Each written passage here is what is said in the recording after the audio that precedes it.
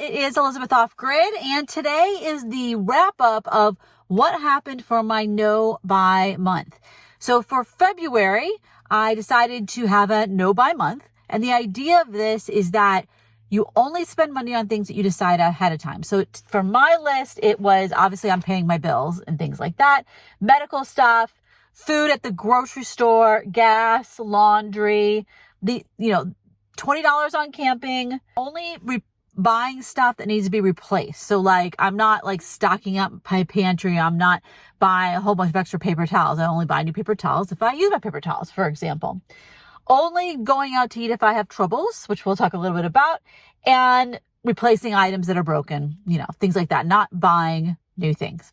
So how did that go? Was I successful at that? What things did I not spend money on? Because I made a list of all the things that I thought about buying that I didn't buy. So we're going to talk a little bit about that. And then also the incredibly expensive thing that I bought that is, you can see right behind me. Okay, so for February, I spent on groceries $403.67. And I only went out to eat 4 times, 2 of which was on the same day. Now that budget is a very reasonable food budget. So the USDA creates, like based on the cost of living, what a budget should be per person basis. And then when you are a single person, you add 20%. So you take the number and multiply it by 1.2. So the USDA numbers are $309 a month for a thrifty budget for food, eating at home, $378 for a moderate, $544 for a liberal. And so at $403, I'm coming a little bit above moderate, but very reasonable. And the thing is, I bought whatever the heck I wanted. So I didn't buy cheap stuff. I bought the good lunch meat, like at the deli, the good bread, not the dollar store bread. I really made sure that I ate well. And $403 was eating well. I didn't buy a lot of I didn't buy any raw meat. I bought things that were either shelf stable or things that were in the cooler. So what did I do for going out to eat, dining out?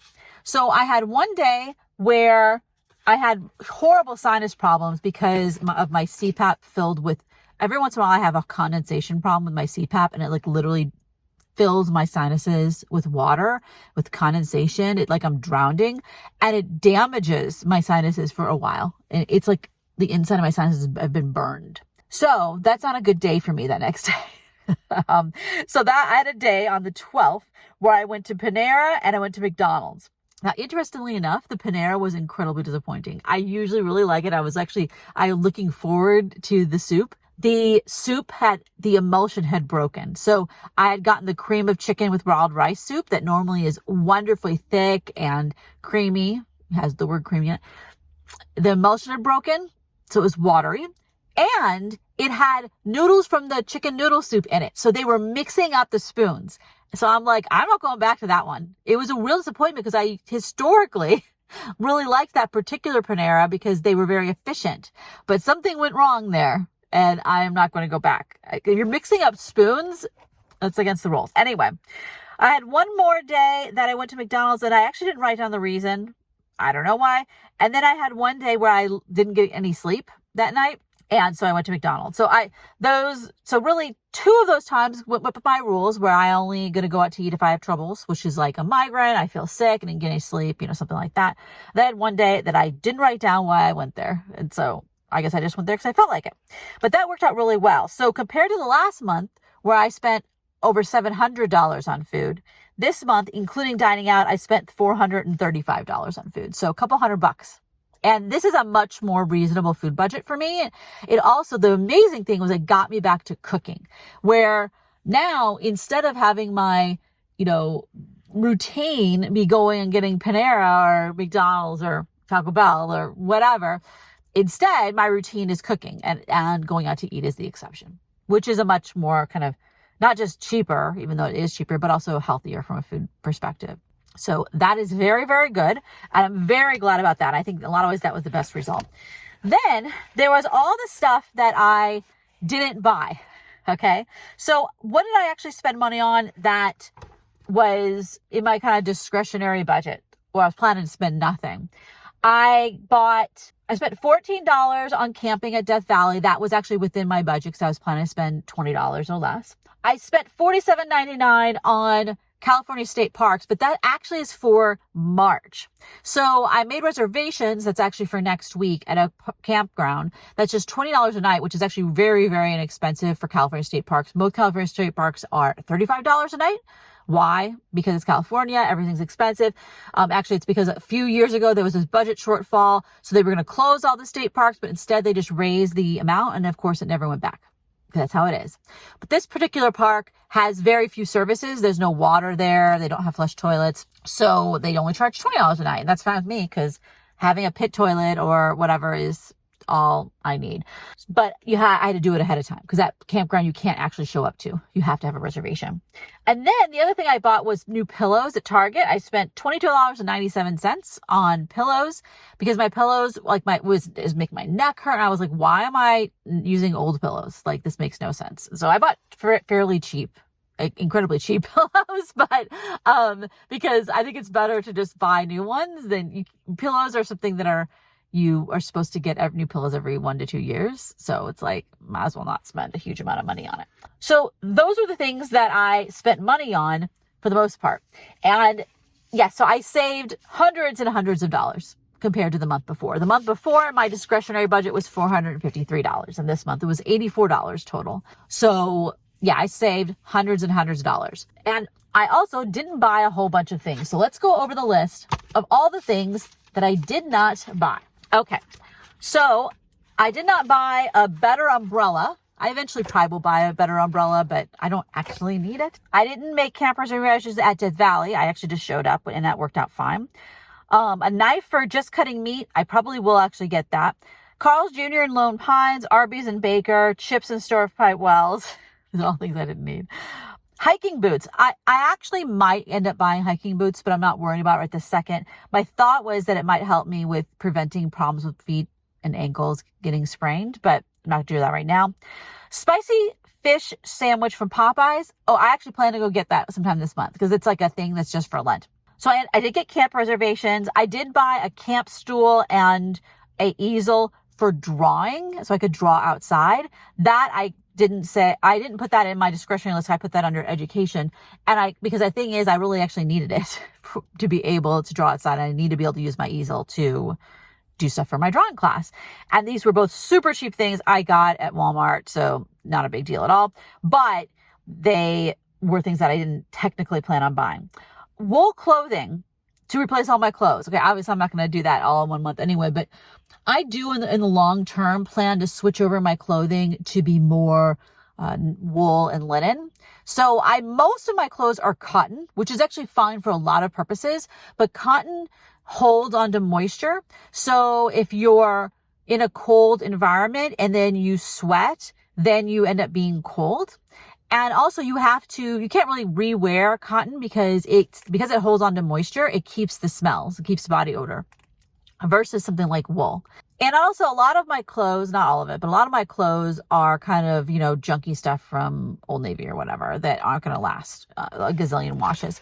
So I do plan to kind of switch over to being more sustainable clothes that will last longer, things I could wear more than once. But I'm not doing that right now. I don't need to. A T-Mobile hotspot and plan. So I do plan to do this, but not right this second. But we had our electricity go out a little while ago, and multiple times where like AT&T lost service for part of a day.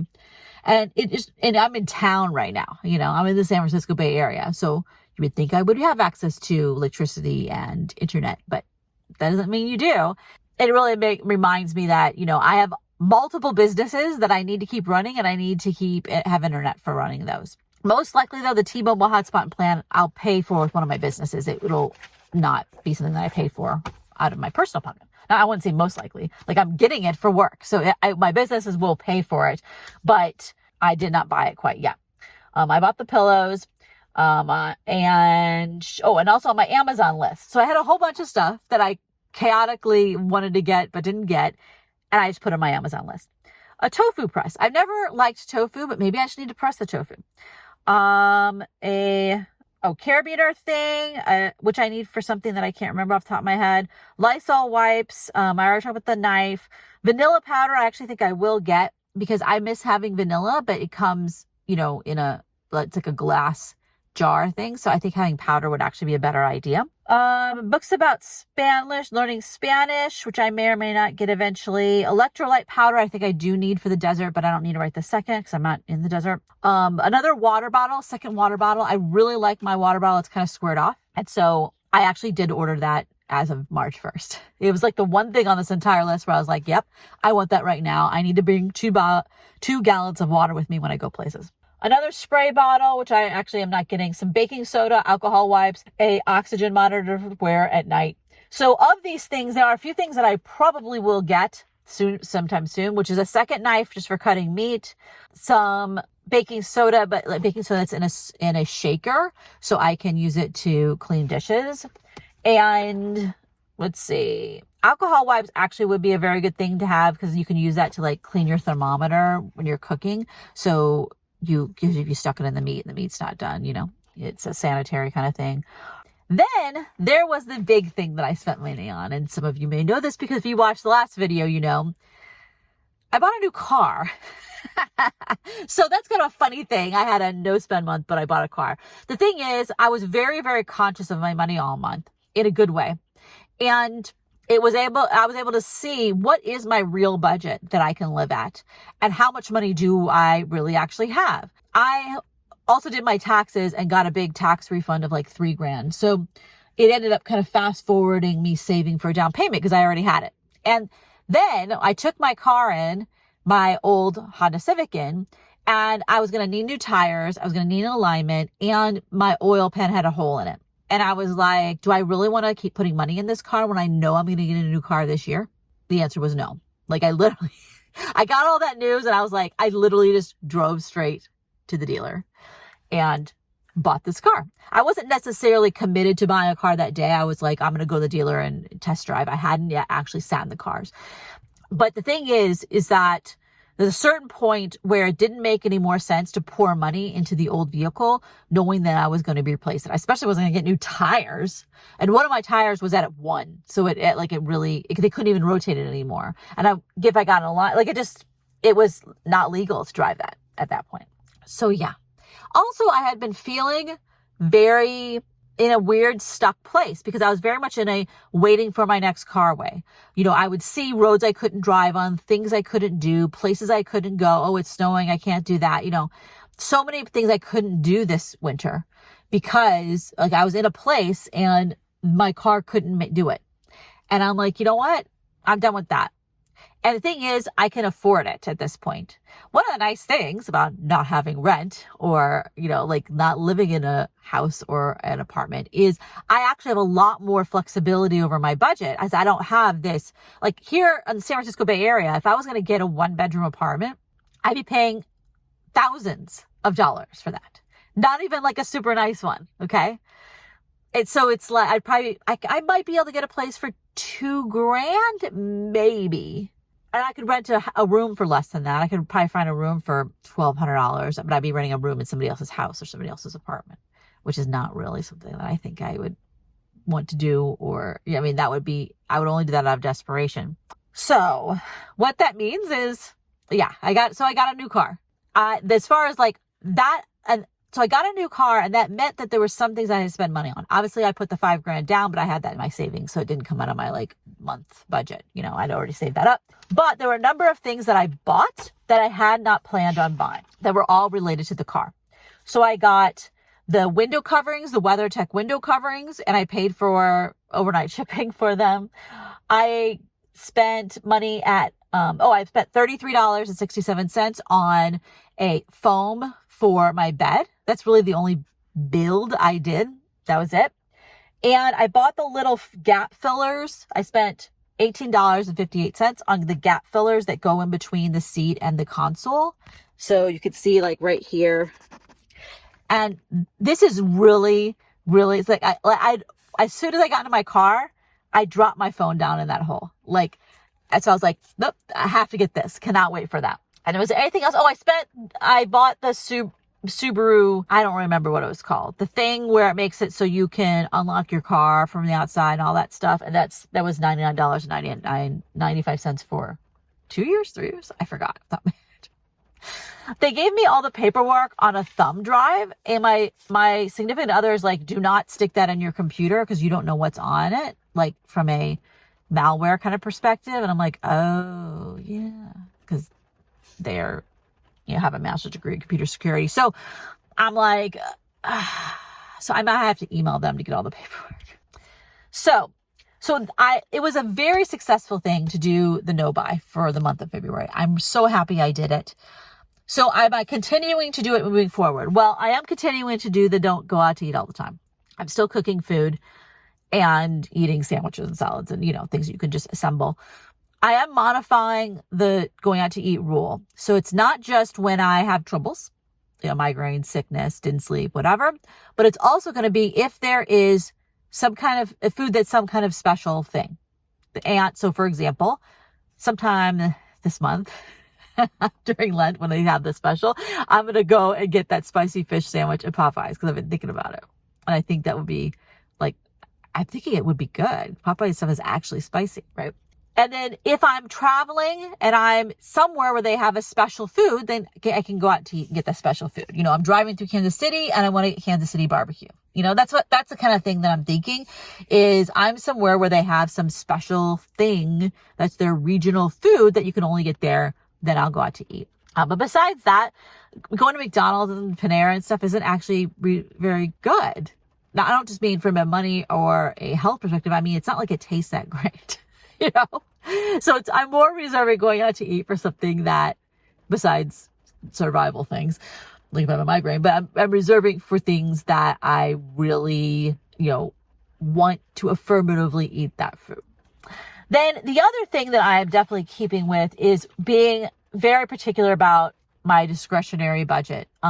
So stuff for the build, gear, clothes, entertainment, camping, hobbies, hotels, all that kind of stuff, and keeping that budget very, very small and not getting stuff kind of on spec of what I might use, not just buy stuff from Amazon because I'm just like, oh, that would be a good idea, but just stick it in the Amazon list and let it sit there for a few weeks or a month or two until I realize, yes, I actually do want to buy this, and I'm not buying it because I just have this idea.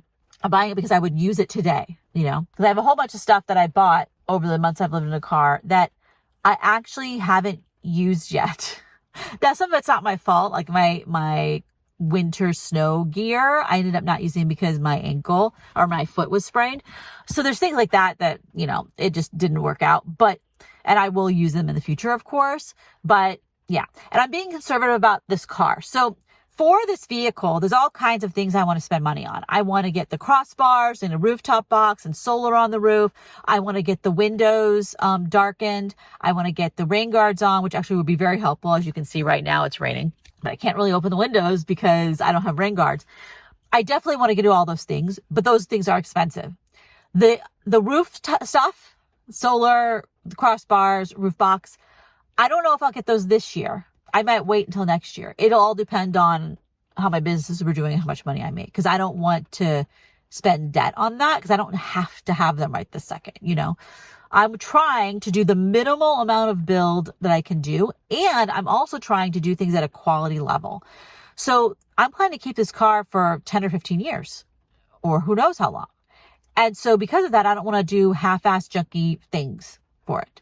So things like the crossbars and the rooftop box, I want to get ones that are quality and that will last. When I take it in to get the windows tinted, I'm not doing that myself. I'm taking it to a place, that won't be horribly expensive, but so I'm taking it slow for spending all the money on the vehicle. The only things I've gotten so far is the gap fillers, the foam for my bed, and window coverings. And that's it. So that's going to be kind of my rules for myself going forward. Because I had spent so much less money in February, besides the car, I now am able to save more money and also pay off debt faster. So I'm spending hundreds of dollars a month now, starting in here in the month of March. I'm paying off my debt faster. I'm replenishing the savings that I had. So I had saved up $5,000 for down payment on this car. And now I'm saving up money for repairs or maintenance or for buying a new car eventually. And so I've just started this week putting money into that savings account again. And that will be my future car maintenance, repair, whatever account. So it's very helpful to kind of get a rein on my expenses. And I find that it's easier for me to create rules instead of a budget. So if I'd come in and said, okay, I'm only spending $450 on food, instead of saying, I'm only buying food at the grocery store. Like, those are two different things. And the $450 on food is too abstract for me to do a good job budgeting. It was much better for me to just create a set of rules and see what that budget got me to. I could have spent less than $400, by the way. Like, there were things that I spent money on from a food perspective that where I got the nice things or the convenient food or whatever. So, I mean, I could definitely get lower than this, of course, but it is more difficult when you're in a car because cooking stuff from scratch is more complicated. And I can't cook like a big giant batch of chili and then put it all in the freezer to eat over time. I don't have a freezer, and I get that fridges and freezers are things you can do, and you can have it hooked up to a battery and all that stuff. And I may eventually do that in this car. It actually is feasible for me to do that, but I'm fine having the cooler. I actually really like my Yeti cooler. Buying ice isn't that big of a deal. So far it's having the cooler has actually worked really well, and I find it very simple. All right. Well, I will update y'all at some future point. I'm going to do a video sometime soon about debt paying off and I'm status kind of thing. And I will do future videos about other no buy months and a revised budget now that I've kind of changed what my budget is and things like that. I also am actually making more money in my businesses lately. So especially my legal stuff, after the first of the year tends to be the big time to make, I'll have my biggest months usually at the beginning of the year because people start new businesses a lot of times at the beginning of the year. So anyway, I will revisit all those financial things later. Otherwise, if you want to stop by and say hi or talk about your experiences doing a no buy month or a no buy year or no buy life, feel free to do that in the comments below. I'll talk to you all next time. Bye-bye.